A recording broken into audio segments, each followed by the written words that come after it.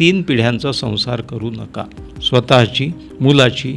नातवानी कुठल्या मीडियमच्या शाळेत जायचं हेही ठरवणारे आजोबा मी पाहिलेले आहेत. आणि सुनेनी नोकरी करावी की करू नये, कुठले कपडे घालावे आणि कुठले घालू नयेत, कशाला. आपण म्हणतो ना की लहानपणी मिळते ते शिक्षण, तरुणपणी, प्रौढपणी मिळते तर ज्ञान, वृद्धपणी यायला पाहिजे ती सुज्ञता. तुम्ही 4 पावसाळे 15 पावसाळे जास्त पाहिले ना, मग that should bring maturity, not control. मी चहा करून आणतो, मी जास्त पावसाळे पाहिले, मी चहा चांगला करू शकतो. इथे येऊ द्या ना पावसाळे तुमचे. की मुलं परदेशी राहतात आणि आईवडील इथे आहे, मग राहावं कुठे, तिथे की इथे की इथे की तिथे, मग मुलांनी परत यावं. म्हणजे मध्यमवर्गीय मानसिकता अशी आहे की मुलांना पंख फुटावेत पण त्यांनी उडू नये. वृद्धांना जर त्यांचं आयुष्य सुखाचं आणि इतरांचंही आयुष्य सुखाचं जावं असं वाटत असेल तर त्यांनी परिपक्व डिफेन्सेस अंगीकारले पाहिजे. त्यातला सगळ्यात परिपक्व डिफेन्स जो आहे acceptance. If you are about 60 or 65 you are living in the best of your life. लोक काय म्हणतात, आता आम्ही बिनकामाचे. आताच वेळ आहे की तुम्ही आयुष्यात जे छंद जोपासू शकले नाहीत ते सहज जोपासू शकता. आता तुम्हाला विचारणार कोणी नाही. तुम्ही आता खरे आपले मालक झाला, आपल्या वेळेचे, आपल्या छंदाचे, आपल्या जगण्याचे. द लाईफ हॅज स्टार्टेड नाव.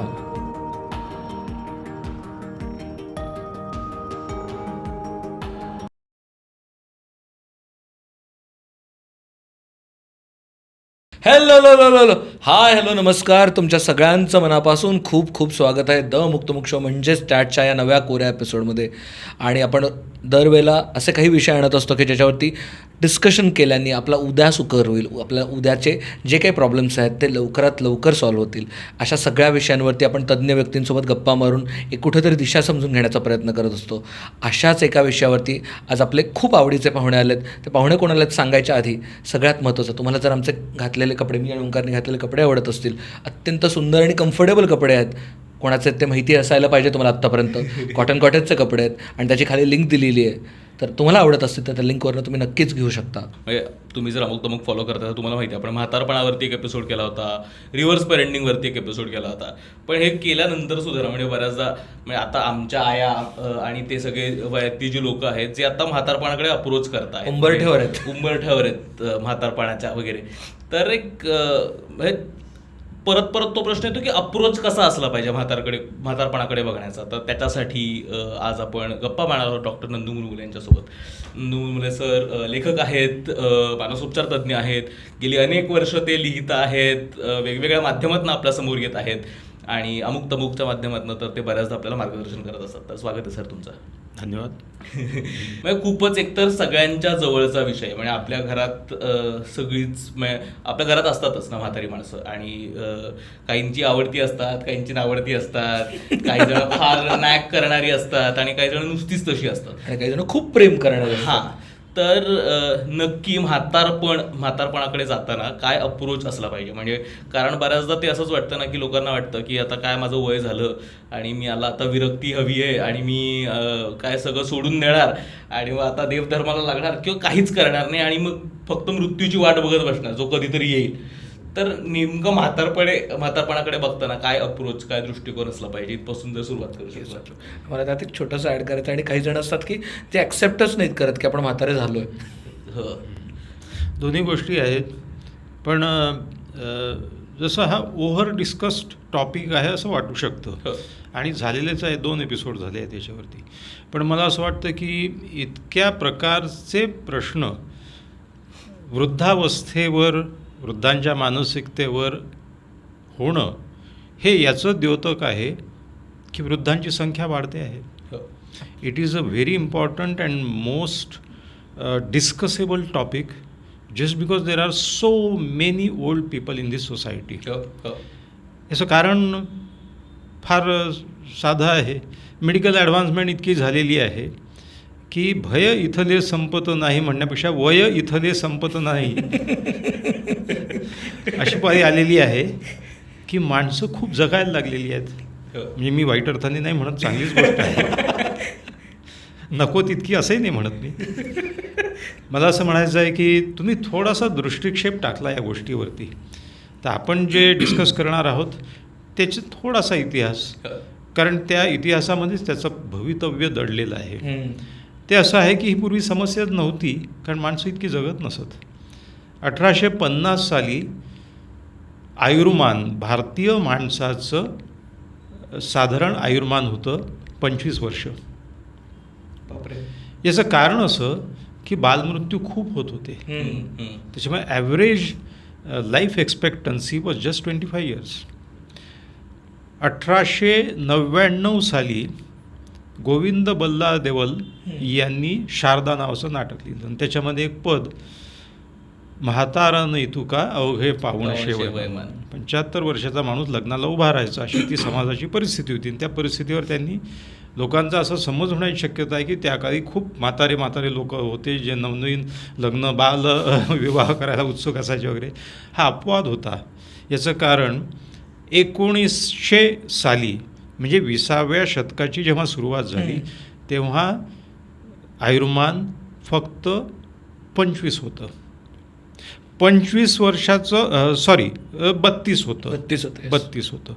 32चंही खाली उतरलं, कारण पहिल्या महायुद्धामध्ये अतोनात मृत्यू झाले आणि दुष्काळ पडला आपल्याकडे. दुष्काळही पडला त्या काळी तर, आणि एक पॅन्डेमिक येऊन गेला, इन्फ्लुएन्झाची साथ जी असतो.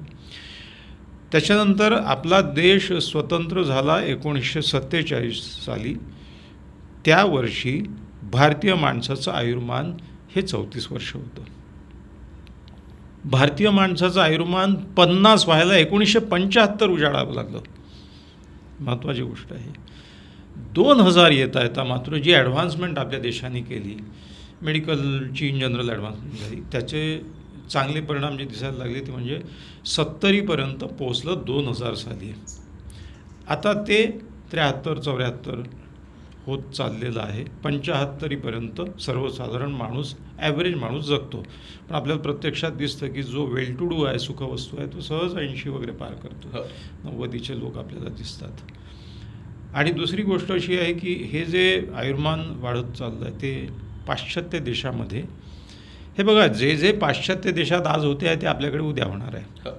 आपल्या समस्यांना जर बघायचं असेल की पुढे काय होणार आहे, इमॅजिनेशनची गरज नाही, ते दिसतेच आहे समोर. बरं, मी प्रगत राष्ट्र म्हणजे युरोप वगैरेही नाही म्हणत आहे. चायना, जपान, साऊथ कोरिया, हाँगकाँग हे सगळे प्रगत भाग आहेत की जिथे ही मोठी समस्या झाली आहे. ऑन ॲन ॲव्हरेज लोकसंख्येच्या साधारण 10% लोक 65 पार केलेले असतात.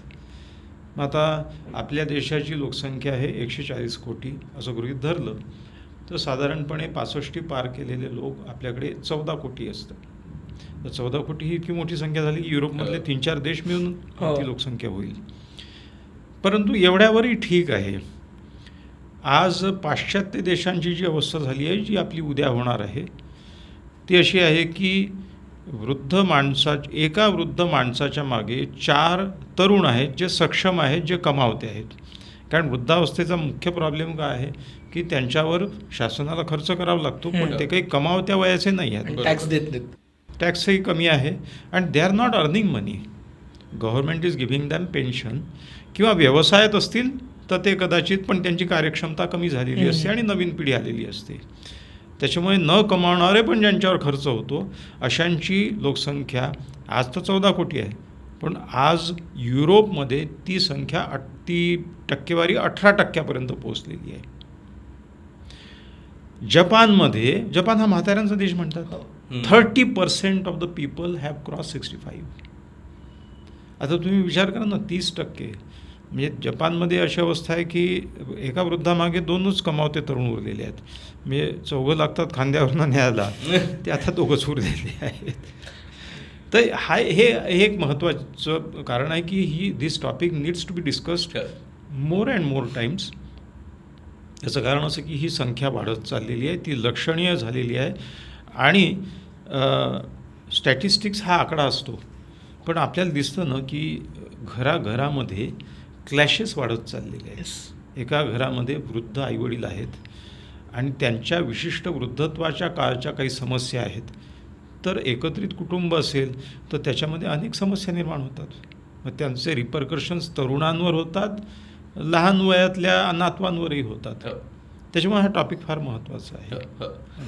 ज्यावेळेस आपण म्हातारपणाकडे पॉझिटिव्ह अप्रोच असला पाहिजे असं म्हणतो, एक तर अप्रोच कसा असला पाहिजे इथपासून, म्हणजे आता हे तर कळलंय की आपण जगणार आहोत, जास्त काळ जगणार आहोत, तर मग ते कसं जगावं, कारण आपल्या नोकऱ्या आपण 60-58 झालं की ते आता 58 पर्यंत वगैरे संपतात, म्हणजे 58व्या 60व्या वर्षी लोक नोकरीतनं रिटायर होतात आणि मग जर पुढे 20-30 वर्ष जगणार असतील तर त्याचा काही फारसा विचार केलेला नसतो ना, कारण आयुष्यभर आपण हाच विचार करतो की काय करायचं, काय नोकरी करायची, कुठपर्यंत पोचायचं करिअरमध्ये, ते झाल्यानंतर काय, ज्याच्यासाठी पण तुमच्याकडे हातात 20-30 वर्ष उरलेली आहेत, बरोबर, त्याचा फार विचार केलेला नसतो. तर एकूणच जर या ओल्ड एजकडे म्हणजे वयस्करपणाकडे पॉझिटिव्हली बघायचं असेल तर काय पद्धतीनं पाहिलं पाहिजे? हा सगळ्यात महत्त्वाचा क्रक्स ऑफ द प्रॉब्लेम ज्याला आपण म्हणतो गाभा आहे. त्याच्याकडे मी 2 गोष्टींनी पाहतो. एक गोष्ट म्हणजे खूप वर्ष जगणं निसर्गालाही अभिप्रेत नाही आहे. Oh nature doesn't want you to live more. बापरे. कटू आहे पण सत्य आहे. एक असं भयंकर वाक्य आहे की old age is a result of evolutionary neglect. याचा अर्थ असा की वृद्धावस्था ही उत्क्रांतीच्या दृष्टीने दुर्लक्षिलेली वयाची अवस्था आहे. निसर्गाला वृद्ध लोक नको आहेत असं म्हणण्यापेक्षा निसर्गाने या वयोगटाकडे लक्षच दिलेलं नाही आहे. याचं कारण असं की उत्क्रांतीमध्ये प्रजननक्षम माणसं जी फिट आहेत जगायला ती असली पाहिजेत. कारण आपल्या जगण्यामागचं उत्क्रांतीचं उद्दिष्ट म्हणजे आपली जनुकं पुढच्या पिढीत जाणं. आता जनुकं पुढच्या पिढीत जाणं म्हणजे तो प्रजननक्षम अवस्थेत असणं. म्हणजे आता याही गोष्टीकडे आपल्याला त्या उत्क्रांतीच्या दृष्टीने पाहिलं पाहिजे. ते असं आहे की उत्क्रांतीला प्रजननक्षम माणसं पाहिजे आहेत. त्याच्यामुळे अर्थात उत्क्रांतीला म्हणजेच उत्क्रांतीच्या तत्वाला, निसर्गाला या वयोगटाशी काही घेणं देणं नाही आहे, कारण ती त्या स्पर्धेतून बाहेर पडलेली आहेत.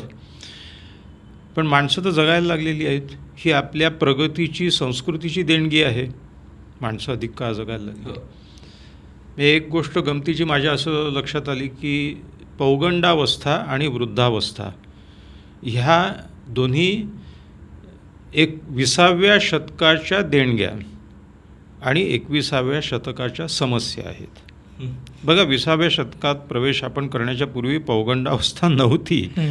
याचं कारण लहानपणी लग्न व्हायचे. पौगंडावस्था म्हणजे कुठली की जिथे तो लैंगिकदृष्ट्या सक्षम झालेला आहे किंवा त्या होण्याच्या वयातला आहे आणि यंग ॲडल्ट व्हायचं आहे, अजून त्याचं तो परिपक्व झालेला नाही आहे. तर टीनेज म्हणतात इंग्रजीमध्ये, पण तो काळ म्हणता येईल. तो काळ पूर्वी नव्हता कारण कमी वयात लग्न होऊन जायची. म्हणजे प्रजननक्षम झाल्यापासून जबाबदारी अंगावर आलेला जो मधला काळ आहे तो काळच नव्हता पूर्वी, कारण तो त्या मार्गालाच लागायचा सरळ. पौगंडावस्था ही 20व्या शतकाची देणगी आहे. तिचे प्रॉब्लेम्स आपण पाहिले सगळे. त्या समस्या व्हायला लागल्या 21व्या शतकामध्ये. आता तर ते वय अजून थोडंसं पुढे गेलेलं आहे. वृद्ध माणसं जगायचीच नाहीत. त्याच्यामुळे वृद्धावस्था ही सुद्धा 19व्या शतकापर्यंत प्रॉब्लेमच नव्हता. By the time you are 35-40 or maximum 45 you are already dead. त्याच्यामुळे त्यावेळी जी लहान पिढी असेल, ती लहान पिढी म्हणजे काय, हार्डली ती 25 वर्षाची असेल, 20 वर्षाची, त्यांच्या अंगावर जबाबदारी येऊन पडायची. अंगावर लवकर पडलेल्या जबाबदारीमुळे ते लवकर परिपक्व व्हायचे. पूर्वी लोक लवकर परिपक्व व्हायचे, लवकर जबाबदाऱ्या घ्यायचे, लवकर कामाला लागायचे. फार मोठे मोठे लोक, गोपाळ गणेश आगरकर, राम गणेश गडकरी, बाजीराव पेशवा पहिला, किती वय लाभलं त्यांना? 30-35 बस. तेवढ्या वेळात कर्तृत्वाच्या उंच त्यांनी टोक गाठलेलं आहे त्या वयामध्ये. तर ते सगळं जे आहे ते अतिरिक्त आयुष्य प्रगतीमुळे आता मिळायला लागलं. म्हणजे ही एक समस्या झाली वयाच्या सुरुवातीची, पौगंडावस्थेची आणि वृद्धावस्थेची. तर या अतिरिक्त वयाचं काय करायचं हा प्रश्न पडायच्या आधी लोक त्याला सामोरे जाणं त्यांना भाग पडलं. आपल्या समाजाच्या दृष्टीने अजून एक त्याला एक टर्न मिळालेला आहे. तो असा आहे की आपली पौरात्य संस्कृती आहे. वी आर ईस्टर्न पीपल आणि ज्या समस्या आज वेस्टर्न कंट्रीजमध्ये आहे त्यांची संस्कृती बेसिकली वेगळी आहे. Individualistic society. ती इंडिव्हिज्युअलिस्टिक सोसायटी आहे, व्यक्तिकेंद्रित समाज आहे. तिथे मुलं वेगळे राहतात, आईवडील पहिल्यापासूनच वेगळे होतात. आपली संस्कृती जी आहे ती समष्टी केंद्रित आहे, समाज मध्यवर्ती आहे आणि माणसं सपोर्टिंग आहेत. त्याच्यामुळे समाज केंद्रित आहोत. म्हणजे आपल्याला सोशल सपोर्टही आहे. दोन्ही संस्कृती वेगळ्या आहेत, त्याचे काही ॲडव्हान्टेजेस आहेत, काही डिसॲडव्हान्टेजेस आहेत. आपल्याकडे लोक काय म्हणतील, चार लोकां म्हणतील तसं वागावं वगैरे, या सगळ्या गोष्टी ज्या आलेल्या आहेत because we believe in the society. आता समाज केंद्रित असल्यामुळे पण नवीन एक समस्या 20वे शतक संपता आणि 21वे शतक सुरू होता ती आलेली आहे की जसं आयुर्मान वाढलं तसं कुटुंब विघटित व्हायला लागले. जी सपोर्ट सिस्टीम होती, पहिले विस्तारित कुटुंब होते, एका गल्लीमध्ये सगळे आमचेच नातेवाईकांचे वाडे आहेत लोक सांगायचे, बाजूला चुलत घराणे राहतात वगैरे. ती विस्तारित एक्सटेंडेड फॅमिली ती गेली, एकत्रित कुटुंब आलं. काही एक 5, 10, 15, 20 वर्ष आई वडील, मुलगा, 2 मुलं, त्यांचे हे किंवा नातवं, त्यांच्या बायका वगैरे सगळं एकत्रित. केंद्रीय कुटुंब आलं म्हणजे न्यूक्लिअर फॅमिली ज्याला म्हणतो, तेही एकत्रित कुटुंब मागे पडलं. नवरा बायको मुलगा मुलगी जे काय असेल ते संपलं. त्याच्यानंतर आता एकल कुटुंब यायला लागलेले आहेत, सिंगल पॅरेंट्स. काही कारणामुळे बेबनाव झालेला आहे किंवा काही कारणामुळे एकटेच राहतात आहेत. त्याच्यामुळे हे स्थित्यंतर इतक्या वेगात झालेलं आहे की ते आपल्या संस्कृतीला सहन होण्यासारखं नाही आहे. आणि नेमकं the brunt of this problem has to be borne by the older generation. जे तुम्ही आज 60च्या पलीकडे गेल्याच्यानंतर या सगळ्या समस्या, ज्या वयामध्ये ती लवचिकता उरलेली नसते. आर्थिक स्थित्यंतर असे झालेले आहेत की खेड्यामधले 30% लोक शहरात येऊन थांबलेले आहेत. शहरातले काही टक्के लोक वेस्टर्न कंट्रीजमध्ये आणि प्रगत देशात जातात आहेत. जिथे पैसा आहे तिथे आहे. हे स्थित्यंतर इतक्या वेगात झालेलं आहे की ते आम्हाला सहन नाही होत आहे. म्हणून आपल्याकडे फार खास ती समस्या अशी आहे की टिपिकल भारतीय आहे की मुलं परदेशी राहतात आणि आईवडील इथे आहे, मग राहावं कुठे, तिथे की इथे की इथे की तिथे, मग मुलांनी परत यावं. म्हणजे मध्यमवर्गीय मानसिकता अशी आहे की मुलांना पंख फुटावेत पण त्यांनी उडू नये. माझा मुलगा अमेरिकेत असतो, माझा मुलगा ऑस्ट्रेलियात असतो, पण त्यांनी तिथे राहू नये, वापस यावं. You have given them wings but you don't want them to fly away from you. ही आपली समस्या आहे, ही टिपिकल आपली समस्या आहे. म्हणून वृद्धावस्था ही समस्या होऊन बसली आहे. बरं, हे सगळं कुटुंबाच्या लेवलला जे मी म्हणतो ते. प्रश्न आता असा आहे की खरंच माणसं खूप जगायला लागलेली आहेत ज्या जगण्याविषयी त्यांनी अजिबात प्लॅनिंग केलेलं नाही आहे. त्याच्यामुळे शासन म्हणतं की 60 वर्ष वय झालं निवृत्त. आता चालता फिरता बोलता चांगला, कालपर्यंत छान निर्णय घेत होता, सगळ्या फायलीवर सही करत होता आणि खाटकन आज एकदम घरी बसतो तो. त्याला मोठा प्रश्न येतो. तुम्ही प्रवासाला निघता तर 3 दिवसापासून तुम्ही बॅग भरायला लागता. मग म्हणता तिथे गेल्यानंतर मला ब्रश लागेल, टॉवेल लागेल, मी कुठे राहतो आहे, काय कोण आहे तिथे, कोणाला, अनेक गोष्टी प्लॅन करता तुम्ही. तुम्ही आयुष्याचं प्रवास खाटकन एकदम उतरत्या त्या प्लॅटफॉर्मवर दांडकन फेकल्या जातं. तुम्ही प्रिपरेशन काहीच केलेलं नाही आहे. म्हणजे जेव्हा व्हॉलंटरी रिटायरमेंट स्कीम आली तेव्हा ती काहीतरी 1990 किंवा त्या आसपास आली, मला तर एक्झॅक्टली आठवत नाही आहे. पण स्वेच्छानिवृत्तीच्या योजनेमध्ये तो गोल्डन हँडशेक की कटकटी नको, प्रवासाच्याही नको. आता मुंबईला तर विशेष करून प्रवासातच खूप आयुष्य जातं, त्या कटकटीला नको म्हणून अनेकांनी ती घेतली, काहीच प्लॅन नाही केलं. जो माणूस सक्षम आहे, धडधाकट आहे, त्याला सकाळी उठलं की त्याला लोकल पकडायची की काय की तो काही समजेना त्याला, आता काय करू मी.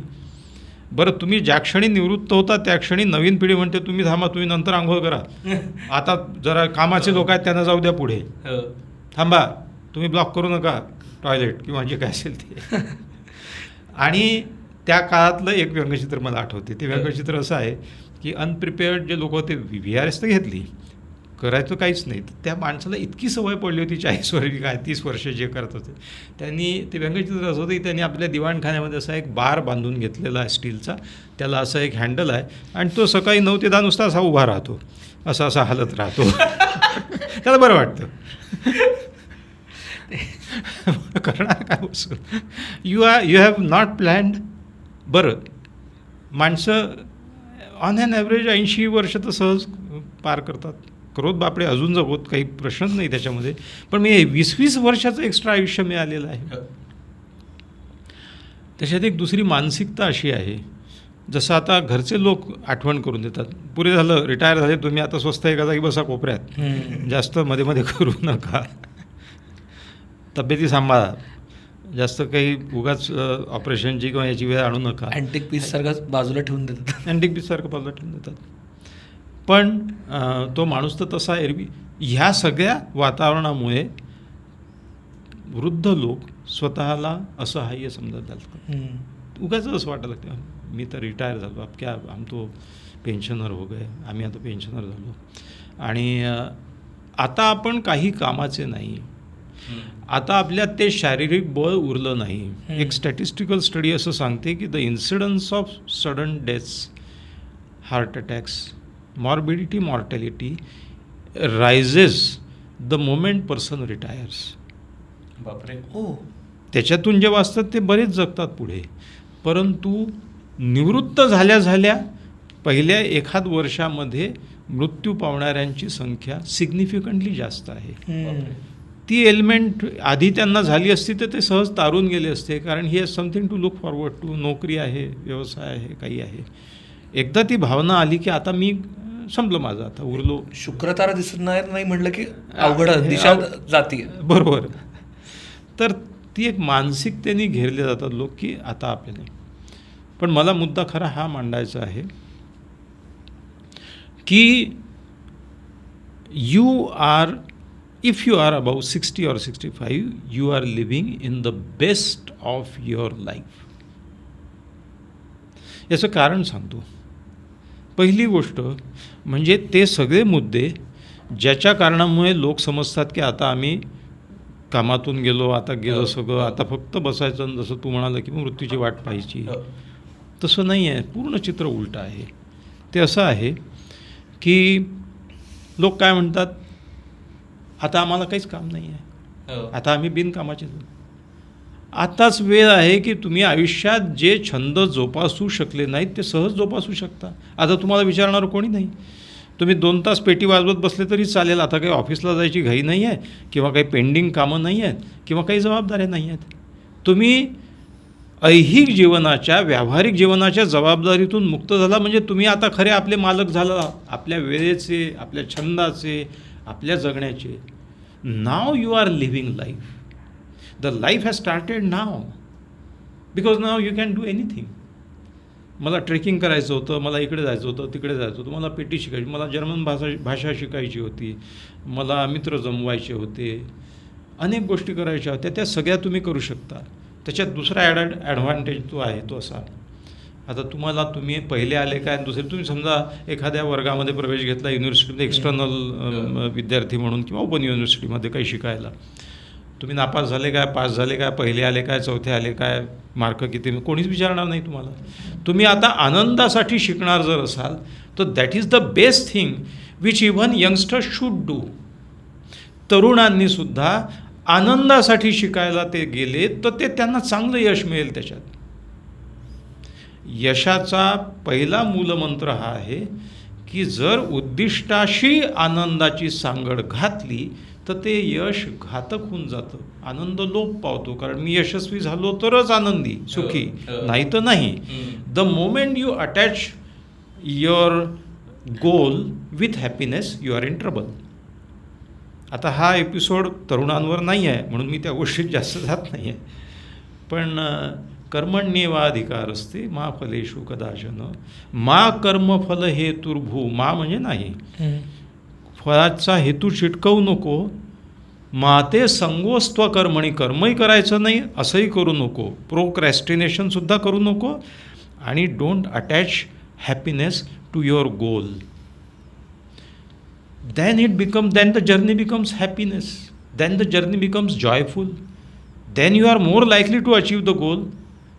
नाही तर मला कसे मार्क मिळतील, आता मला अभ्यास केला पाहिजे, मला फिजिक्समध्ये 100 पैकी 95 मिळालेच पाहिजे, नाही मिळाले तर मग काही कठीण आहे, मग नाही माझं काही खरं.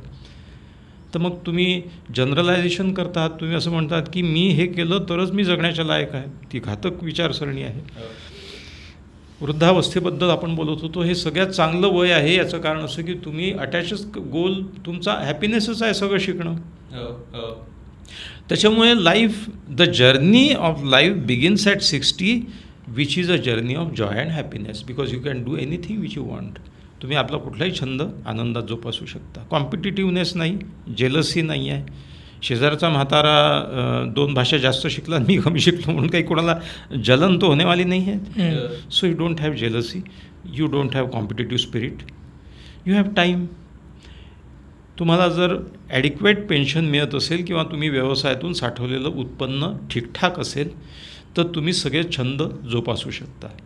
पैसे कमावण्याची, अधिक कमावण्याची ती ओढ तेही हेही नाही आहे, आसही नाही आहे, धावपळ नाही आहे, त्याची हे नाही आहे की मला मोठी गाडी पाहिजे याच्यापेक्षा, किंवा मला हे करायचं आहे. सगळ्यात महत्त्वाची गोष्ट म्हणजे गरजा इतक्या कमी झालेल्या असतात की मी 1 वर्ष काहीही वस्तू विकत न घेऊ शकता घालवू शकतो. मला काही गरजच नाही आहे 2 कपड्याच्या जोडी. मला खूप स्मार्ट दिसायचं नाही आहे, माझं इम्प्रेशन कोणावर पडणार नाही आहे, किंवा पडावं अशी माझी इच्छा नाही आहे. ते ज्या वयात पडायचं तेव्हा पडलं नाही तर आता कोणावर पडणार आहे. बरं, आता पडून कोण हाताशी येणार आहे. त्याच्यामुळे I am out of that age. मी मॉलमध्ये जातो, मी तासभर भटकतो, मला काहीच विकत घ्यावं असं वाटत नाही, कारण मला माहिती आहे इथे खूप सुंदर दिसते, ती वस्तू घरी आणली भोकड दिसायला लागते. आणि तिचा सगळा उपभोग घेऊन झालेला आहे. छान छान पदार्थ असतात, मी ते इतक्या वेळा खाऊन झालेले आहे की तशी आसक्ती जायला पाहिजे माणसाची, ती सगळ्यांची जाते असं नाही. हां, दॅट्स अ एक्सेप्शन. म्हणजे त्या पॉईंटवर येऊ की काय काय असलं तरच हे आयुष्य आनंदी आहे. पण तुमच्या गरजा कमी झालेल्या आहेत. समजा मी दाढी नाही केली 3-4 दिवस, काही फरक नाही पडणार. कोण येऊन माझ्या गालावर गाल घासणार आहे? कोणीच नाही. मला कुठे स्मार्ट दिसायचं नाही आहे. चांगले स्वच्छ कपडे असावे, पण मी अगदी 3 पीस सूट घालून किंवा असं काही गरज नाही आहे. अस्वच्छ असू नये एवढंच आहे. त्याच्यानंतर जेवणा खावण्याच्या गरजा कमी होतात, कारण भूकच लागत नाही. कमी भुकेत भागतो आणि अति खाऊही नाही, ते अंगावर येतं या वयात. आपल्याकडे मिताहाराची कल्पनाच आहे आयुर्वेदामध्ये. आणि yes, food is the most toxic and most addictive substance in the world. अन्ना इतकं ॲडिक्टिव्ह दुसरं काहीच नाही आहे. सगळ्यात जास्त व्यसनी माणसं खाण्याची आहेत, म्हणून तर ओबेसिटी एवढा मोठा प्रॉब्लेम आहे. विषयातून विषय निघत जातो, पण म्हातारपणी ती काही ॲडिक्शन होण्याची काही सोय नाही आहे, कारण तुम्ही खाऊ शकत नाही जास्त, पुरेचं आहे. त्याच्यानंतर तिसरा सगळ्यात मोठा हे म्हणजे काही लोक असं म्हणतात की आता आमच्यात शारीरिक बळ नाही उरलं, आता आम्ही मर्तूकडे झालेलो आहोत, आता आमच्याच्यानी नातवाच्या मागे धावणं होत नाही, पायऱ्या चढणं होत नाही, गुडघे दुखायला लागलेले असतात, कंबर दुखते, दिसायला कमी होतं. आणि 6व्या शतकामध्ये शंकराचार्यांनी लिहून ठेवलं, अंगम गलितम पलितम मुंडम दशनविहीनम जातम तुंडम. हे खूप, त्या काळी कवळ्या बसवायची सोय नव्हती. दशनविहीन का बरं झालं? आता तर मस्त टुणटुणीत दिसतात लोक, छान. आता तरुणपणी सुंदर कवळ्या मिळतात, प्रेझेंटेबल व्हावून. कॉस्मॅटिक डेंटिस्ट्री आलेलं आहे, कॉस्मॅटॉलॉजी आलेलं आहे. आता नट्यांची नावं घेऊ नये, परंतु जशा म्हाताऱ्या तशा अजून चकचकीत व्हायला लागलेल्या आहेत त्या. बोटॉक्स टोचून टोचून घट्ट आवडल्यासारखे तोंड व्हायला लागलेले आहेत त्यांचे. पाहवत नाही इतके तरुण होत आहे. नाही असं म्हणलं तरी असंच राहतं चेहरा, असं राहतं.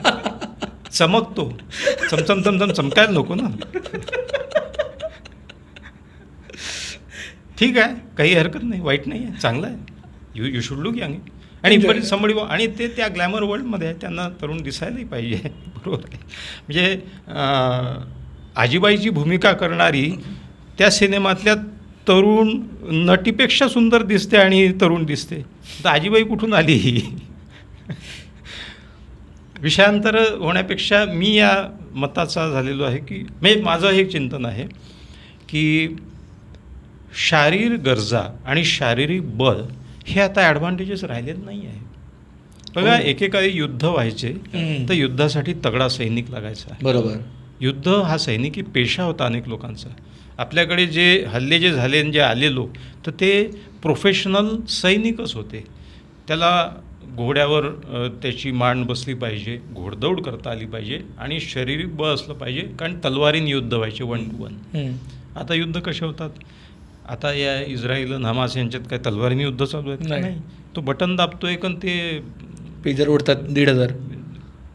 पेजर उडतात. आता हे तर नवीनच तंत्र आलं, काहीच करण्याची गरज नाही आहे, नुसतं त्याला हॅलो म्हणायचं की तो उडाला तिकडे. आणि पहिल्यांदा जेव्हा आखाती युद्ध झालं कुवेत विरुद्ध अमेरिका, त्यावेळी जगाने पाहिलं कुवेत इराक विरुद्ध अमेरिका की स्क्वॉड मिसाईल होते, त्यावेळी ते काहीतरी हे होते की बटन दाबलं की ते उपग्रहातून मॉनिटर होतं, तिथे कोणीही माणूस नसतो आणि ते जाऊन त्या टार्गेटवर जाऊन हे करतं. युद्धालाच बळ नाही राहिलं तर रोजच्या कामाला काय? एक काळ असा होता की तो टी व्ही रेडिओ तर रेडिओच्या जवळ बसून, आमच्याकडे असं नामी रेडिओ होता की त्याचं जे स्टेशन लावणे असायचं, तर ते 31 मीटर बँड पर 49 मीटर बँड पर ये अमुक अमुक आहे वगैरे वगैरे. तो काटा मी जवळ आणायचो आणि मी येऊन बसलो की तो काटा सरकायचा आणि तो स्टेशनच्या बाहेर यायचा दाराशी आणि खर आवाज यायला लागायचा. तेव्हा तो मग ते एक कला होती ती योग्य स्टेशन लावणे. टी व्ही आला, रिमोट नव्हते त्यावेळी, ते जाऊन बटन दाबून तो एक चॅनल सर्च करावं लागायचं आणि ते एकच चॅनल होतं. पण ते लागल्यावर आमच्याकडचा टी व्ही इतका बदमाश होता की मी येऊन बसलो हे त्याला समजायचं आणि तो बिघडून जायचं. पुन्हा ते पाऊस मुंग्या दिसायला लागायच्या. शेवटी एक लांब बासाडा आणला आणि ते ठोकायला लागली. रिमोट आले, बोटाच्या स्नायूंनाच व्यायाम फक्त. आता सगळंच रिमोट. आता तर रिमोटही नाही, आता तर अलेक्सा आली. मग आता जाऊन सांगायचं फक्त. आता फक्त जिभेचे स्नायू कामाला. आता जिभेचे स्नायू ते तर थकतच नाही कधी माणसाचे. आपण बोलतो आमचं तर नाही, आमचं तर तेच काम आहे, आपलं तर तेच काम आहे. अलेक्सा म्हणजे आता अलेक्सा उठून त्या माणसाच्या थोबाडीत मार, एवढंच फक्त तिने सगळेच कामं करते. ती अमुक गाणं लावते, हे कर वगैरे वगैरे. आता शारीरिक बळाची गरज नाही आहे. You don't need physical fitness you need, but you don't need काय म्हणतात त्याला फिजिक. मी असं मानतो की बॉडी बिल्डिंग हे आता फक्त तुम्हाला त्या बॉडी बिल्डरच्या स्पर्धेत भाग घ्यायचा असेल तरच ते उपयोगाचं आहे, नाही तर कोणालाही बॉडीची गरज नाही आहे. बॉडी बिल्डिंगची तशी गरज नाही आहे.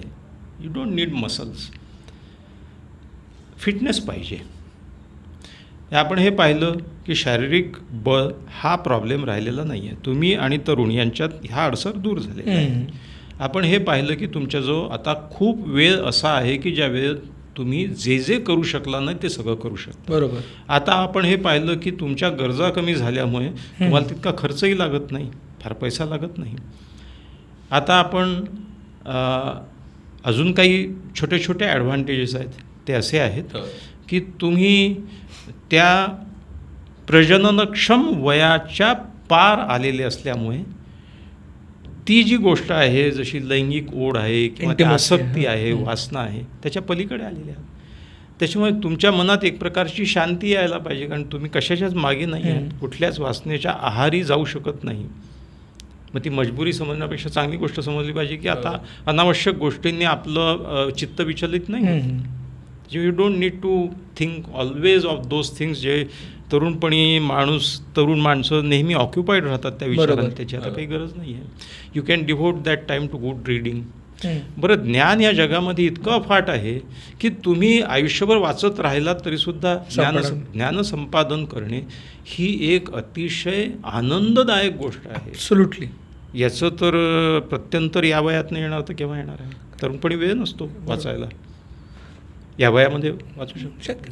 सर, तुम्ही हे म्हणता ना की ह्या सगळ्या गोष्टी आहेत ज्या मला आत्ता फॅसिनेटिंग वाटतात, पण जेव्हा आजूबाजूला बघतोय, आजूबाजूला जे ओळखीचे मित्रमैत्रिणींच्या घरी असणारे, आमच्या घरी असणारे वृद्ध लोक आहेत, सो ते जे आहे ना, तुम्ही जे म्हणताय की ते कुठेतरी विस्डमकडे जाणार आहे, कुठेतरी मोक्षप्राप्तीनंतर मोक्षवाला आहे, पण ते सुटतच नाही आहे. असं बऱ्याचदा कॉन्व्हर्सेशनमध्ये येतं आहे की नाही, त्यांना अजूनही काहीतरी कुठेतरी ती खंत राहिली की मला हे करायचं राहिलं आहे, मला ते करायचं राहिलं आहे. संसाराची ओढ अजून गेलेली नाही आहे. बऱ्याच ठिकाणी संसार करायचा म्हणजे बऱ्याच ठिकाणी ज्या वयस्कर स्पेशली महिला आहेत त्यांना अजूनही संसाराची ओढ आहे. त्यांना ते डिसिजन मन नाही निघत आहे, द्यायचं नाही आहे. जे पुरुष मंडळी पण रिटायर झालेले आहेत त्यांना असं होतं की कालपर्यंत माझ्या यसवरती 10 जण उभं राहायचंय, आता माझ्या ह्याला कोणीच किंमत देत नाही, असं एकदम झालेलं शिफ्ट नाही पचत आहे. मग ह्या विजडमकडे त्यांना जाण्यासाठी हे सगळे जे मध्ये ऐहिक म्हणता येईल, ऐहिकच आहेत खरं, ऐहिक व्यावहारिक अडथळे आहेत, म्हणा. हां व्यावहारिक अडथळे आहेत, हे कसे त्यांनी पार करा, कारण का त्याच्यामध्ये कुठेतरी कॉन्फ्लिक्ट होतं प्रत्येक फॅमिलीमध्ये. हो ना? हो. एक्झॅक्टली. आपल्या समाजाची ही सगळ्यात मोठी समस्या आहे की कॉन्फ्लिक्ट्स अराईज बिकॉज तुम्ही 3 पिढ्यांचा संसार करायचा प्रयत्न करता, तुमचा कंट्रोल ठेवायचा प्रयत्न करता. माणसाच्या सगळ्यात मोठी समस्या माणसाची कुठली असेल तर तीही आहे की आता माझा ताबा नाही राहिला, ताबा सोडायला तयार नसतो माणूस. A feeling of things not been in my control is the most painful feeling. माझं कोणी ऐकत नाही, मी कोणाला म्हणू शकत नाही. कालपर्यंत जसं म्हणालं की कालपर्यंत माझ्या आज्ञेवरनं 10 लोक उठायचे, आता कोणी उठत नाही. कधीतरी ताबा सुटायला पाहिजे, सोडून द्यायला पाहिजे. म्हणजे जे जे ॲडव्हान्टेजेस आपण मोजले त्यात एक भर घालायला पाहिजे की काही गोष्टी ॲडव्हान्टेजियस करून घ्याव्या लागतील तुम्हाला. त्यातली ही एक आहे की 3 पिढ्यांचा संसार करू नका. स्वतःची, मुलाची. अहो, नातवानी कुठल्या मीडियमच्या शाळेत जायचं हेही ठरवणारे आजोबा मी पाहिलेले आहेत. तिरसट, हेक्से किंवा हे. आणि सुनेनी नोकरी करावी की करू नये, कुठले कपडे घालावे आणि कुठले घालू नयेत. कशाला? सोडून द्या ना, त्यांचं आयुष्य आहे, त्यांना ठरवू द्या. म्हणजे माझी सून माझ्या नातवाला शिस्त लावण्याच्या प्रयत्नात अतिरेक करते आहे असं त्या माणसाला वाटलं, असं त्या बाईला वाटलं. पहिली गोष्ट लक्षात घ्या की मुलं त्यांची आहेत, तुमची नाही आहे. तुम्हाला काय करायचं आहे ते प्रयोग करून झालेले आहेत, त्यापासून तो तयार झालेला आहे आता. आणि तुम्ही दिला आहे त्याच्या हाती. तुमच्या प्रोडक्टवरती विश्वास नाही का? अरे तुम्ही, ही एक रिले रेस आहे. You have given the baton to the new generation. आता बेटन हातात दिल्यावर हा मागे धावत राहिला आणि त्याच्या पुढे धावण्याचा प्रयत्न करायला लागला आणि त्याच्या हातून बेटन हिसकावायला लागला, तर रेस होईल का पूर्ण? रेस नाही पूर्ण होणार. पायात पाय टाकून सगळे पडतील. You have passed on the baton to the new generation. Stop running in the race. Don't be in the race. Don't try to control this world. सगळ्यात मोठी समस्या, हे जग माझ्या ताब्यात राहिलं पाहिजे. माझा ताबा सुटला म्हणजे माझं आता काही नाही. अलिप्त व्हा. आपल्याकडे 4 आश्रमाची कथा आहे: ब्रह्मचर्य, गृहस्थ, वानप्रस्थ, संन्यस्त. महाभारत काळीसुद्धा कुंती जेव्हा निघाली गांधारी आणि धृतराष्ट्राच्या सोबत, तर पांडव म्हणजे धर्मराज आणि भीम हेच म्हणाले की कशाला चालली, मस्त सत्ता आत्ता मिळालेली आपल्याला, ती उपभोग. म्हणजे त्याही वेळी ते सुटत नव्हतंच, त्या वेळेपासून आजपर्यंत. आता तर तो काही प्रश्नच नाही. वनच राहिले नाही तर वानप्रस्थ कुठलं आलं? मानसिक वानप्रस्थाश्रम. मनाने वनात जा. वनात जाणं म्हणजे काय? निसर्गाच्या जवळ जाणं. काय निसर्ग ताब्यात ठेवतो का सगळं? नाही ठेवत. निसर्ग निस्संग आहे. म्हणून आपण म्हणालो मग की निसर्गाला तुम्ही काही हे नाही आहे, निसर्ग तुम्ही त्याच्या खिसगणतीत आहात. मग निसर्गाशी जुळवून राहा. व्यावहारिक जीवनातून स्वतःला वेगळं काढा, ऐहिक जीवनातून वेगळं काढा. आपल्या पुराणामध्ये नेहमी सांगतात, पण हे सांगणारे तेच करतात पुन्हा. अतिलक्ष देतात. तेव्हा पहिली गोष्ट, if you want to enjoy all the advantages of this age, then you must do 1 or 2 things. एक गोष्ट म्हणजे पुन्हा पुन्हा ते रिपीट होते आहे, पण पुढचे संसार नका करू. आता तुम्ही त्यांच्या हाती दिलेलं आहे बेटन. Let them decide. एक गृहस्थ आले आणि ते म्हणाले की मग आम्ही काय उघड्या डोळ्यांनी पाहत राहायचं काय, तो माझी सून नातवाला रागावते आहे, त्याची काही चूक झालेली आहे, पण तो लहान आहे बिचारा, त्याला कळत नाही. मग आता आपला खार आहे त्या सुनेवरती तो काढायचा उठतं. तर मी म्हटलं की never advise unless ask for. मी लोकांना हाच सल्ला देतो की सल्ला देऊ नका. I always advise people, please don't advise unless ask for. सांगू नये असं नाही आहे.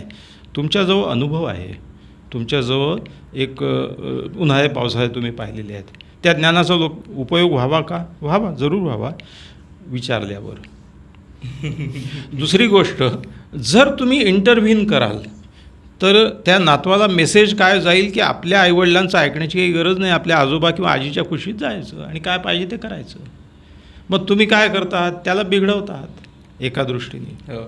जर त्याचे आईवडील त्याला शिस्त लावण्याचा प्रयत्न करतात, आईवडिलांसाठी हे महत्त्वाचं आहे की एकदा एक निर्णय घेतला की याला कळलं पाहिजे की याची चूक आहे, असं वागणं बरोबर नाही आहे. तर आई आणि वडील दोघांनी त्याच्यासमोर तरी एकमेकात भांडू नये, त्याच्यासमोर ती दुफळी होता कामा नये, त्याच्यासमोर you must look like one, mother and father.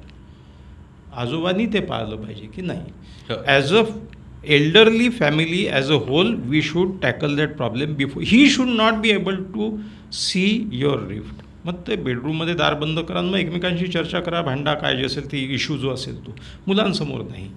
ही गोष्ट वृद्धांनी जास्त लक्षात ठेवायला पाहिजे. कारण तुम्ही जेव्हा एकाची तरी उचलाल दुसऱ्याची नाही, किंवा तुमची मनमानी कराल, किंवा तुम्ही म्हणाल की असं नाही आहे, ते त्या शाळेत जाऊ नको, त्याला टाकून का ते काय, let them go through that experience. दुसरी एक महत्त्वाची गोष्ट अशी आहे की आता ही पिढी अशा युगात जगते आहे की ती वेस्टर्नाइज्ड व्हॅल्यूजच्या जवळ जाते आहे. हो. तुम्ही ज्या व्हॅल्यूजमध्ये वाढले होते ते खूप बदललेले आहेत ना. आज 3 महिन्यात 1 वर्ष पार पडते. आज व्हॅल्यूज इतक्या लवकर बदलत आहेत की every 3 months year is changing आणि values are changing, morality is changing. कपडे कुठले घालावे, कुठे जावं, पार्टीला जावं की जाऊ नये वगैरे, हे तुमचे निकष आता नका लावू, त्यांना त्यांचं स्वातंत्र्य द्या. हा एक बदल घडला पाहिजे. म्हणजे वृद्धांना जर त्यांचं आयुष्य सुखाचं आणि इतरांचंही आयुष्य सुखाचं जावं असं वाटत असेल तर त्यांनी परिपक्व डिफेन्सेस अंगीकारले पाहिजे. त्यातला सगळ्यात परिपक्व डिफेन्स जो आहे तो ॲक्सेप्टन्स, आत्मस्वीकार, की आपण आता त्यांना त्यांचा संसार करू द्यायचा, याच्यात लक्ष नाही घालायचं. नंबर 2 काय म्हणता येईल त्याला, ह्युमर. आपण काल काही गोष्टी बोललो होतो, हे सगळ्या गोष्टी हलक्या काय म्हणता येईल प्लेफुलनेसमध्ये घ्या. डोंट गेट कॅरीड अवे किंवा डोंट आता लेट गो अशी परिस्थिती आली पाहिजे. ठीक आहे, चालत राहतं, होईल काहीतरी याचं. आणि त्या गोष्टीत लक्ष घालू नका ज्या गोष्टीवर तुमचा काही अधिकार नाही आहे, नवीन पिढीचा अधिकार आहे, त्यांना जगायचं आहे, त्यांना ठरवायचं आपल्या जगण्याचे रूल्स. दुसरा एक सगळ्यात महत्त्वाचा भाग असा जो आपल्या मघाच्या चर्चेत राहिला की अनेक लोक म्हणतात की तुम्ही असं म्हणता खरं, पण म्हातारपणी मृत्यू ही एक रिॲलिटी, वास्तव आहे ना, त्याची भीती वाटते. त्याच्यामुळे कुठल्या यांनी आपण उत्साही वावरून हे. तर माझं असं एक वाचन जे आहे ते सांगतं की मृत्यू ही वास्तवता प्रत्येक वयोगटात असते, म्हातारपणीच असते असं नाही. End of life is death, that is true, पण लाईफच्या एंडला आहे ते. आत्ताची जी लाईफ आहे तिला अजून 20 आणि 30 वर्ष पुढे जगायचं आहे तुम्हाला. तर मग तुम्ही तरुणपणी विचार करता का 20 वर्षाचे असताना की 40व्या वर्षी मी मरणार आहे, मग आता कशाला शिकायचं आणि कशाला नोकरी करायची, नाही. तसंच आत्ताही तो विचार करू नका, कारण प्रत्येक वयोगटामध्ये मृत्यूची शक्यता असतेच. लहान मुलांचे काही विशिष्ट आजार असतात, जसं सिम्पल डायरिया, डिसेंट्री, इन्फेक्शन्स, ह्या सगळ्या गोष्टी लहान मुलांच्या रिस्क फॅक्टर्स आहेत डेथचे. आणि गमतीचा भाग म्हणून सांगतो की वृद्धपणी मृत्यूची शक्यता जेवढी आहे त्याच्यापेक्षा कणभर बालमृत्यूची शक्यता जास्त आहे. Death is a more important reality in younger age because they are vulnerable to all infections. म्हाताऱ्या माणसाला गालगुंड होत नाही ही चांगलीच गोष्ट आहे ना, तुम्हाला नाही होऊ शकत. आता तुम्ही सगळ्या इन्फेक्शनमध्ये पार करत इथपर्यंत आले, मी इम्युनिटी डेव्हलप झालेली आहे. तरुणपणी एक पॅकेज आहे मृत्यूचं, बेफाम वाहन चालवणे, व्यसनं करणे, बेदरकारपणे वागणे, हे सगळे डेथ विशेष आहेत, डेथ इन्स्टिंक्ट्स आहेत ज्या तरुणपणी हाताच्या बाहेर कंट्रोलमध्ये जातात. म्हाताऱ्याने बेफाम गाडी चालवून दोघांना उडवली ही बातमी तुम्ही ऐकत नाही कधी, कारण म्हातारे माणसं गाडी चालवत नाही, चालवली तर अगदी बिचारे डुगुडुगूच चालवतात. याचं कारण असं आहे की तो डेथ पॅकेज जो आहे तो तरुण वयातला आहे, तो तुमच्या वाट्याला नाही आहे. प्रत्येक वयोगटाच्या वाट्याला एक डेथचं पॅकेज आहे. तुमच्या वाट्याला जो आहे त्याच्या इतकंच इतरही वयात आहे. त्याच्यामुळे मृत्यूची एक्सेसिव्ह रिस्क नाही आहे. रिस्क आहे म्हणण्यापेक्षा वास्तव आहे. त्याच्यात एक गोष्ट जी अडॅप्ट केली पाहिजे आपण एक बोललो की मानसिकदृष्ट्या परिपक्व झालं पाहिजे. आत्मस्वीकार, अलिप्तपणा, साक्षीभाव या गोष्टी आल्या पाहिजे की आणि लिव्हिंग कंट्रोल सोडून दिला पाहिजे. त्याच्यात एक महत्त्वाची गोष्ट अशी आहे की काही लोक असं म्हणतात की नाही काहीही करा, म्हातारपणी diabetes, blood pressure, risk of heart attacks आणि हे वाढतंच. अगदी मान्य आहे, ते तुम्ही कंट्रोलमध्ये ठेवू शकता. तुम्हाला माहीत आहे का म्हातारपणच्या जेवढे आजार आहेत ते सगळे बदलत्या जीवनशैलीचे आजार आहेत. त्याला कुठला विषाणू बॅक्टेरिया नाही आहे. Change of lifestyle related illnesses आहेत. तुमची लाईफस्टाईल चांगली ठेवा, तुमचं बेसिक फिटनेस ठेवा, रेग्युलर एक्सरसाइज करा, डायबिटीस कंट्रोलमध्ये ठेवा, ते रिस्क फॅक्टर्स जातील. बरोबर. उलट असे आजार आहेत की जे तुमची जीवनशैली बदलल्याने आटोक्यात राहू शकतात.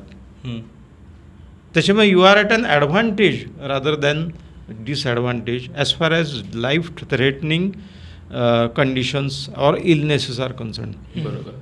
सर अजून एक म्हातारपणा रिलेटेड एक प्रॉब्लेम येतो ते म्हणजे ना जसं वय होत जातं म्हणजे काय रिटायर झालात, जबाबदाऱ्या पुढच्या पिढीकडे दिल्या गेल्या की आणि बऱ्याचदा होतं असं की पार्टनर निघून गेलेला असतो किंवा असते तर एकटेपणा यायला लागतो आणि मग तुमच्याकडे आपण गेल्या एका एपिसोडमध्ये बोललो की ऐकत नाहीत म्हाताऱ्या माणसांचं कोणी, कारण ते त्यांचीच काहीतरी टेप लावल्यासारखं परत परत बोलतात, समोरच्यांना ते काय बोलतात ते कळत नाही, त्यांना कदाचित तितका वेळ नसतो आणि काही काही वेगवेगळी कारणं असू शकतात त्यासाठी. पण तो एक कनेक्ट तुटत जातो आणि मग तो एकटेपणा वाढत जातो. तर या म्हातारपणात येणाऱ्या एकटेपणाला कसं सामोरं जायचं, कसं डील करायचं त्याच्यासोबत, कारण तो पण एक तितकाच म्हणजे जितकं वय जास्त आहे तितकाच हा एकटेपणा सुद्धा जास्त काळ असणार आहे, तर त्याच्यासोबत कसं डील करायचं. बिलकुल सगळ्यात महत्त्वाचा प्रश्न आहे याच्यासाठी की loneliness is a bigger risk in old age than diabetes, blood pressure आणि हार्ट अटॅक्स. आणि हे ब्रिटिश गव्हर्नमेंटमध्ये there is a ministry of loneliness. They had to appoint a minister बापरे फॉर लोनलीनेस, कारण तो समाजच असा आहे की ते थोडेसे आत्मकेंद्री किंवा रिझर्व्ड याचे स्वभावाचे लोक असतात आणि ते स्वतंत्र राहतात. त्यांना आपलं स्वातंत्र्य गमवायचं असं कोणी मुलींकडे राहत नाही, आपल्या समाजात राहतात. ते वेस्टर्न कंट्रीमध्ये राहत नाहीत, वेगळे राहतात. हाकेच्या अंतरावर असतील मुलं मुलगी, नाही असं नाही, येऊन जाऊन असतात. म्हणजे वृद्धावस्थेमध्ये वृद्धाश्रमामध्ये एक इंडियन बाई तात्पुरती नोकरी करत होती. तिने अनुभव सांगितला की मी त्या ऑस्ट्रेलियन बाईला विचारलं की तुमचा मुलगी आहेत ना म्हणे, इथेच राहतात. तर म्हणे तुम्ही त्यांच्यासोबत नाही राहत. तर म्हणे why should I lose my freedom. माझं स्वातंत्र्य प्रिय, मी केव्हाही जाऊ शकते, येऊ शकते, कुठलेही कपडे घालू शकते, मी कशाला त्यांच्यावर डिपेंडंट राहून हे आहे, आय एम ओके. तर असे लोक तिथे अखेर इतके एकलकोंडे पडत जातात की ज्याच्यामध्ये 6-6 महिने ते कोणाशी एकही शब्द बोलले नाहीत. बरं आपल्याकडच्यासारखी नाही, आपल्याकडे दूधवाला येतो, भाजीवाला येतो हो आपल्या सोसायटीमध्ये, तिथे तसं नाही आहे काही. त्याच्यामुळे they had to appoint a minister for loneliness to address this stress factor. हा इतका मोठा होऊन गेला. जपान तर वृद्धांचा देश आहे. जपानमध्ये एकटेपणाची समस्या इतकी तीव्र झालेली आहे की सुसाईड रेट जास्त आहेत वृद्धांमध्ये, आजारी पडण्याचं प्रमाण आहे. आणि कोडोकुशी नावाचा एक आजार आहे which is a result of loneliness only. बापरे. कोडोकुशी आजार झालेला माणूस महिनोन्महिने एकही शब्द बोलत नाही, शून्यात नजर लावून बसतो, तो काही रुटीन काम करत नाही, निरुपयोगी समजून घेतो. त्याची मानसिक अवस्था आहे. बरं बापरे. म्हणजे कोडोकुशी हा शब्द एकलकोंडेपणाने स्वतःच्याच कुशीत झोपणे अशी काही व्युत्पत्ती आहे का की काय असं मला वाटलं. ही खूप मोठी समस्या आहे. याला टॅकल कसं करायचं.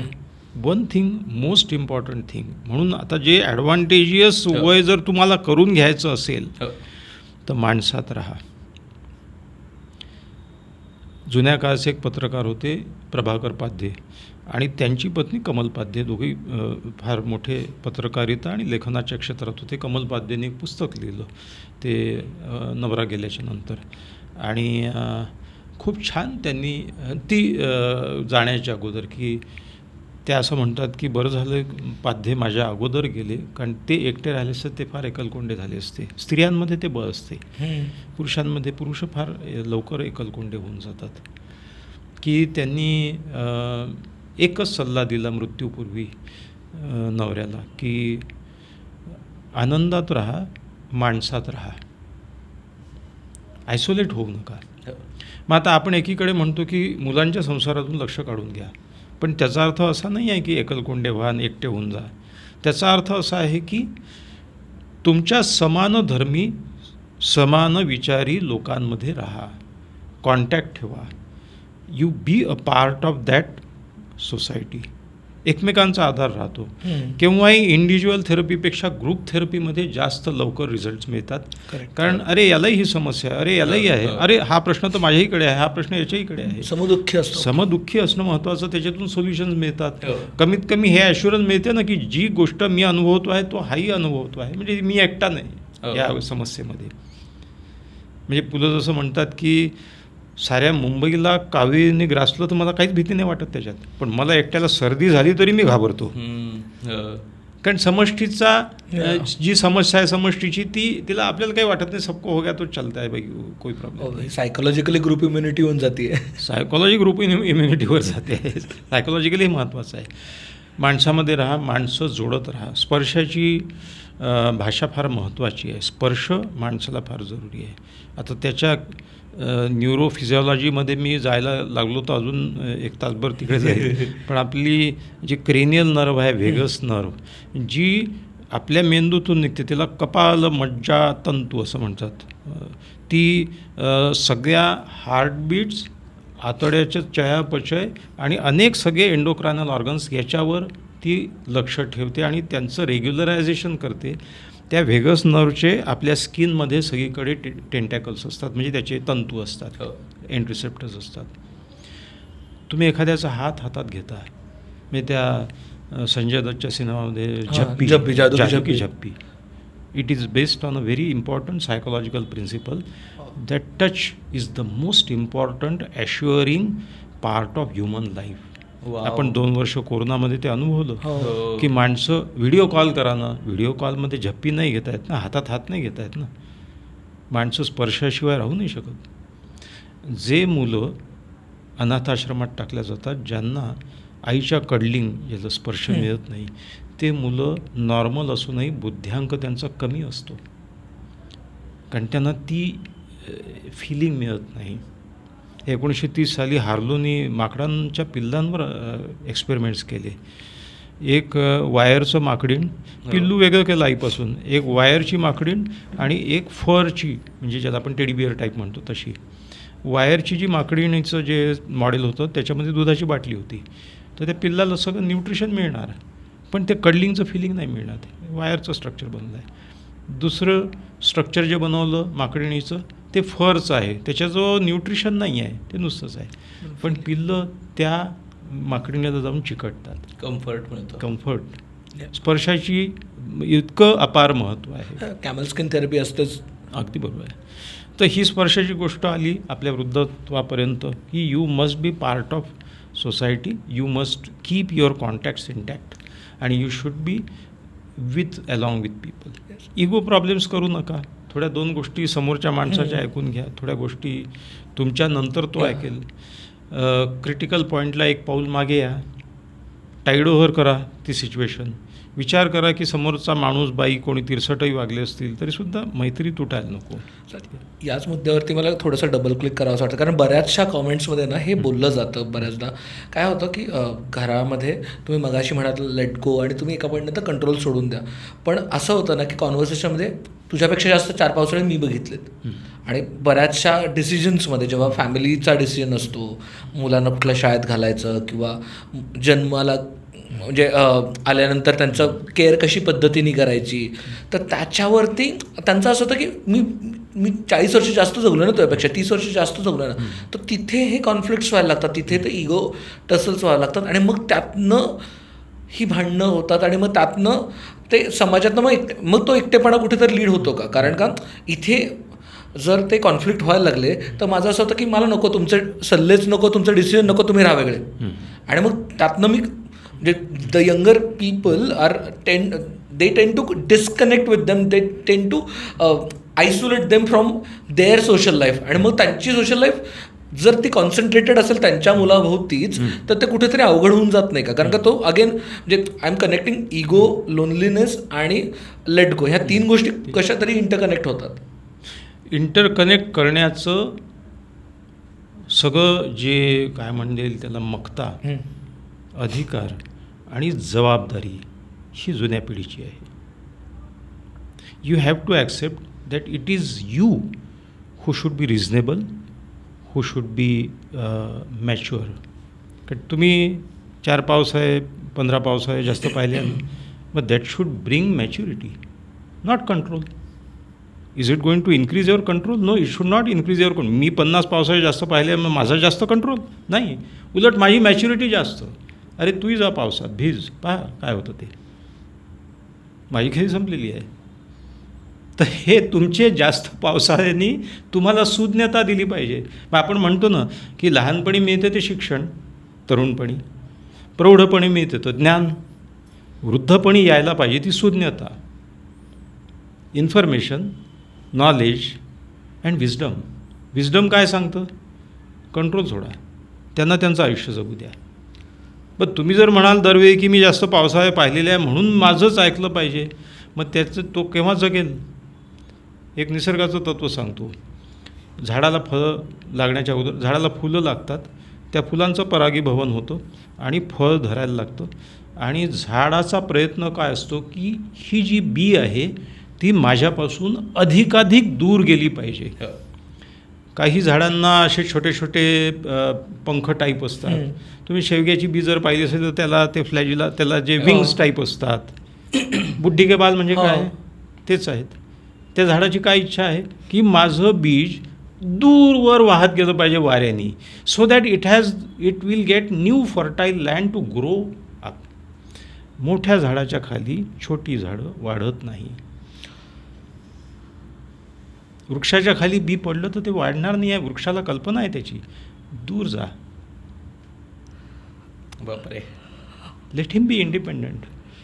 काही बिया जनावर खातील, काही बिया दगडावर पडतील, पण काही बिया रुजतील चांगल्या. लिटरली आता अंगात एक काटा आला, या लेवलचं हे विजडम आहे. दिस इज मोर इम्पॉर्टंट. मोठ्या झाडाच्या खाली इतर झाडं फक्त बोनसाय होतात, ग्रोथ खुंटते, ग्रोथ खुंटून जाते. तर हा सगळ्यात महत्त्वाचा मुद्दा आहे की तुम्ही जास्त पावसाळे पाहिले याचा अर्थ तुम्ही जास्त समंजसपणाचा मक्ता तुमच्याकडे येतो. म्हणून तुम्ही म्हटलं पाहिजे की ठीक आहे, याचं कदाचित माझ्या दृष्टीने चुकत असेल, पण त्याला करू द्या ना, त्याला सुधारू द्या ना. काही फार डेट्रिमेंटल चूक तर नाही आहे की तो काहीतरी असं बटन दाबतो आणि न्यूक्लिअर बॉम्ब फुटणार आहे, काही नाही. ठीक आहे, मुलाला शिस्त लावतो आहे, त्याच्या मनाप्रमाणे लावतो आहे, लेट हिम डू इट. त्यांना त्यांचं आयुष्य जगायचं आहे. त्यांनी मला विचारलं तर मी उत्तर देईन किंवा मी माझं हे सांगेल.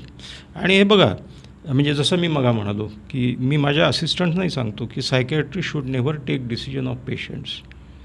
पेशंट म्हणतो डॉक्टर साहेब काय करावं, असं असं वागते आहे माझी सून किंवा माझा मुलगा, किंवा अमुक मुलगी मला आवडते पण असे असे प्रॉब्लेम्स आहेत, तर मी लग्न करू की नको करू.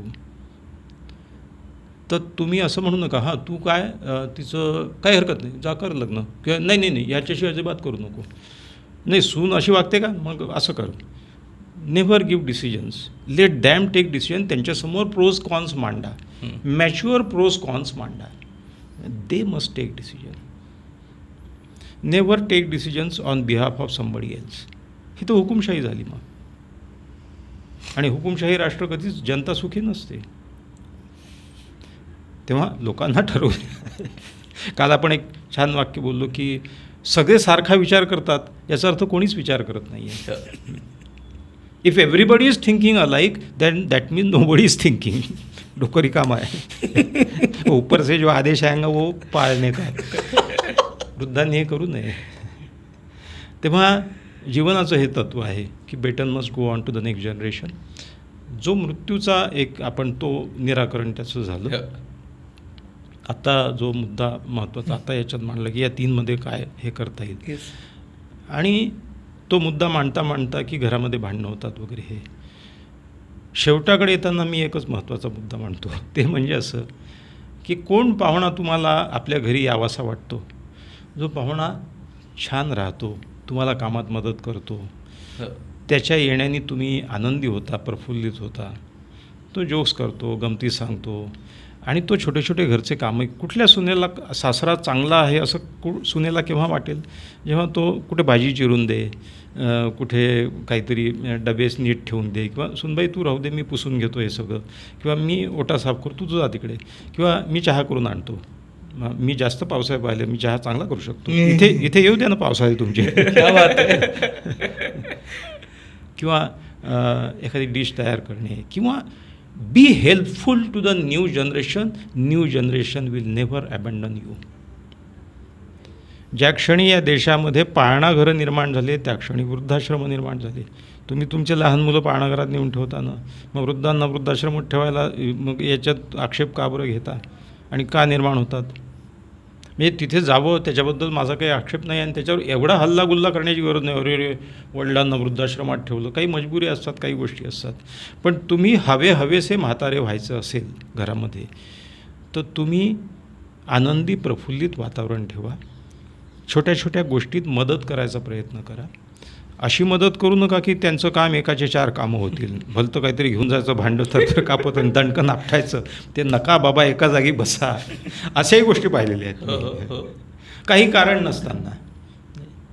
अशावेळी मदत न करणं हीच मोठी मदत होते, की नाही बरोबर आहे, माझे पाय दुखतात आणि मी नाही नीट राहू शकत, तर मी नाही करत, ठीक आहे. मग ती खेकसायची वेळ येऊ दे. अहो एका जागी बसा ना, तुम्हाला सांगितलं ना नका करू ते. एकाचे 10 कामं करून ठेवता तुम्ही. दरवेळी मदत करणं म्हणजेच हवं असं होणं नाही आहे, तर न करणं म्हणजे हवं असं होणं. काम वाढू नये, तारतम्य, काम वाढू नये, so that you are helping them in other way. Wisdom जर आलं तर this age is the best age to live. This is my conclusion. एक तर खूपच सुंदर अप्रोच काय असू शकतो म्हातारपणाकडे बघण्याचा. मला हे तर खूपच आवडलं की this is the best age to live. कारण म्हणजे माझी स्वतःची पण आजी आहे जी आमच्यासोबतच माझ्या आईसोबत राहते, आणि माझ्या आईची तीच चिडचिड असते बऱ्याचदा की आता मी पण म्हातारपणाकडे चालली आहे, मला अजूनही आजीचं करावं, आईचं करावं लागतं. आणि मी बघतो म्हणजे आता ती ऑलमोस्ट 90च्या पुढे आहे, आणि इतकी रिजिडिटी आलेली असते, मग ती विसरते. आणि मग मला असं होतं की अरे बापरे, माझी आई पण आता म्हातारी होती, ती पण अशी वागणार का? आणि मग या पद्धतीनं म्हणजे तिनंही काय पद्धतीनं अप्रोच केला पाहिजे या सगळ्याकडे बघण्याचा. तर खूपच आय थिंक बरीच लोक जी या वेगवेगळ्या टप्प्यातनं जात असतील त्यांना मदत होईल, आणि आमच्यासारखी मुलं ज्यांचे आईवडील या टप्प्यातनं जाणार आहेत त्यांना समजून घ्यायला पण मदत होईल. तर खूप खूप आभार सर तुमचे. खूप खूप थँक्यू सर. मला लिटरली असं वाटतं की ह्या गोष्टींमुळे ना हा एपिसोड खरं तर जे वृद्ध आहेत ते आणि आपल्या वयाचे आहेत त्यांनी एकत्र बसून बघून डिस्कस केलं पाहिजे की काय पद्धतीने आपण नॅव्हिगेट करू. कारण का तुम्ही म्हणालात ते मला त्यातला सगळ्यात महत्त्वाचा टेक वाटतं, ते एकत्र येऊन ते सोशली कनेक्ट होऊन ते नॅव्हिगेट करणं, ती नाव वाहती करणं जास्त गरजेचं आहे. सो त्याबद्दल खूप थँक्यू सर. म्हणजे मला तर बऱ्याच मोमेंटला असं झालं की अंगावरती शहारे आले की बापरे, हे ऐकायला मिळतं, हे मंत्रमुग्ध झालो काही क्षणांना मी. खूप खूप आभार. तुम्हाला जर एपिसोड आवडला असेल तर प्लीज सबस्क्राईब करा यूट्यूबवरती. इतर कुठल्याही माध्यमावर ऐकताय तर फॉलो करायला विसरू नका. आणि येस, आणखीन काही फीडबॅक असेल तर कॉमेंट्समध्ये कळवा. येस, धन्यवाद. लो बसावा.